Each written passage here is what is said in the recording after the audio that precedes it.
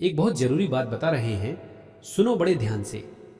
कार्तिक मास जिन्होंने संपूर्ण किया है वह तो ठीक है, जिन्होंने नहीं किया वह सुने। आज रात अगर आपने कार्तिक मास का व्रत नहीं किया है और संपूर्ण कार्तिक मास स्नान नहीं किया है तो सुने। अगर कार्तिक मास के अंतिम 5 दिन आप उन नियमों का पालन करें जो कार्तिक मास में पालन करने योग्य हैं तो आपको पूरा कार्तिक मास स्नान करने के बराबर फल प्राप्त होता है। यह हम नहीं बता रहे हैं, यह पुण्य पितामह भीष्म ने धर्मराज जी को बताया था। पूरे महीने जिनसे नहीं हो पाया उन्हें कम से कम 5 दिन ऐसा करना चाहिए। कार्तिक मास अपने आप में बड़ा पवित्र और पुण्यदायक है और मैं कहूँगा कि आप भी इसे करें।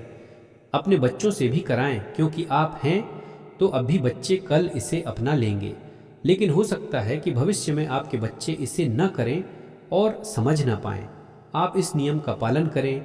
वैसे तो इन 5 दिनों में व्रत करना चाहिए, ब्रह्मचर्य का पालन करना चाहिए, क्रोध त्याग करना चाहिए। मैं यह शॉर्टकट में बता रहा हूँ ताकि वीडियो छोटी रहे और यह बात सभी तक पहुँचे। यह 5 दिन देवउठनी एकादशी से लेकर पूर्णिमा तक हैं। देवउठनी एकादशी से पूर्णिमा तक आपको यह व्रत करना है।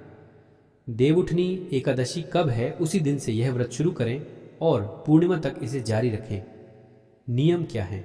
सुबह 4 से 5 बजे तक स्नान कर लेना है। आजकल कलयुग के लोग हैं इसलिए 5 बजे तक कह रहा हूँ, नहीं तो 4 बजे तक स्नान कर लेना चाहिए। हो सके तो 5 दिन व्रत रखें और नमक ग्रहण न करें। यदि किसी कारणवश ऐसा संभव नहीं है तो एक समय भोजन कर सकते हैं, और अगर वह भी कठिन हो तो दोनों समय भोजन कर सकते हैं, लेकिन सात्विक आहार करें। इन 5 दिनों में प्याज और लहसुन से भी परहेज करें। एक ब्राह्मण को नित्य भोजन कराएं, गौ को चारा खिलाकर ही भोजन ग्रहण करें और पक्षियों को भी कुछ खिलाएं। यदि यह संभव नहीं हो कि 5 दिन ब्राह्मण को भोजन कराएं तो पूर्णिमा के दिन 5 ब्राह्मणों को भोजन करवा सकते हैं। ब्रह्मचर्य का पालन अवश्य करें। यह 5 दिन जो हैं, पितामह भीष्म ने धर्मराज जी को बहुत बड़ा उपदेश दिया था। यह उपदेश 5 दिन तक चला था। ध्यान से सुनना। यह उपदेश पितामह भीष्म ने धर्मराज जी को दिया था और धर्मराज जी को योगेश 5 दिन चला था और पितामह भीष्म आजीवन ब्रह्मचर्य का पालन करते रहे। आप सब जानते हैं कि इसीलिए भगवान श्री कृष्ण ने कार्तिक मास के यह 5 दिन, यही 5 दिनों में उन्होंने यह उपदेश दिया था। तो यह 5 दिन पितामह भीष्म को श्री कृष्ण ने अर्पण कर दिए और कहा कि आज से कार्तिक मास के आखिरी 5 दिन जो भी व्रत करेगा, इन नियमों का पालन करेगा, उसे वही फल मिलेगा जो पूरे कार्तिक स्नान का होता है। इन 5 दिनों में इसलिए ब्रह्मचर्य का पालन करना चाहिए, पृथ्वी पर शयन करना चाहिए, झूठ नहीं बोलना चाहिए, देवी देवताओं की पूजा नित्य करनी चाहिए, विशेषकर तुलसी, आंवला और बेलपत्र की पूजा करनी चाहिए। तुलसी हमारे सनातन धर्म में अत्यंत पूजनीय है, इसीलिए तुलसी के बरामदे के पास जो यह व्रत करें उन्हें सुबह शाम दीपक जलाना चाहिए। शुद्ध देसी घी का दीपक जलाना चाहिए।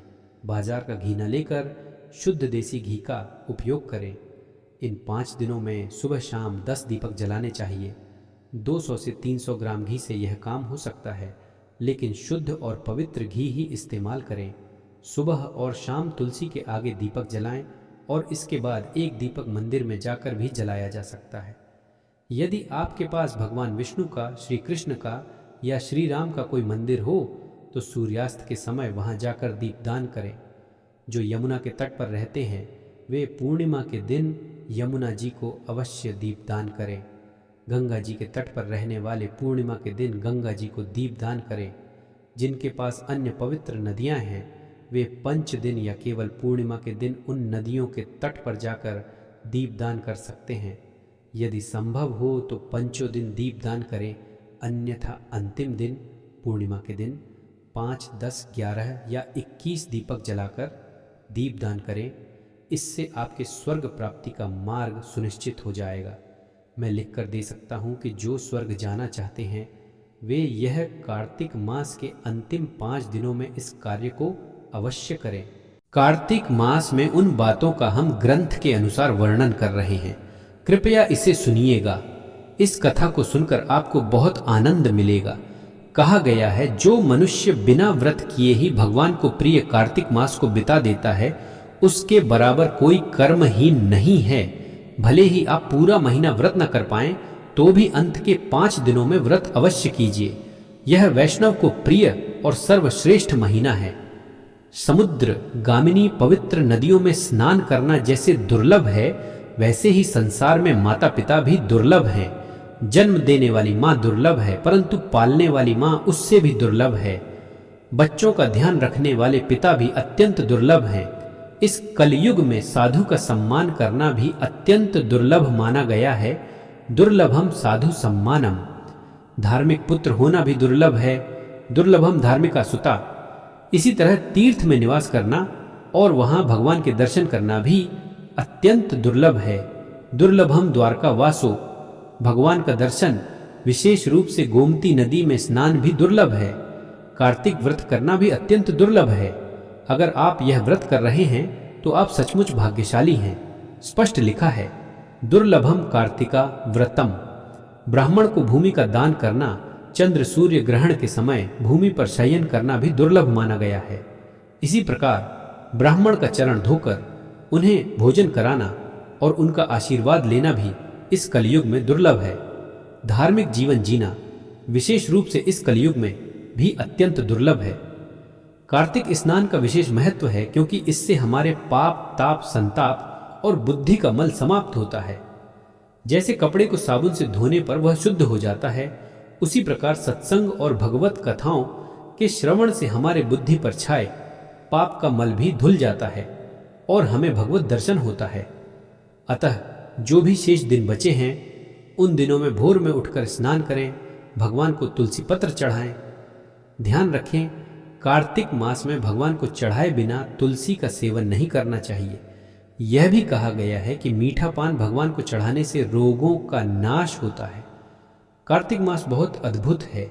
जो इसे सुन रहे हैं उनसे निवेदन है कि जब भी तुलसी का सेवन करें तो भगवान को चढ़ाई हुई तुलसी ही ग्रहण करें। अगर धार्मिक उद्देश्य से तुलसी ग्रहण करते हैं तो उसे गंगा जल में डुबो कर लेना विशेष लाभकारी है। तुलसी के 2 रूप हैं, एक औषधि के लिए और दूसरा पापों के प्रक्षालन के लिए।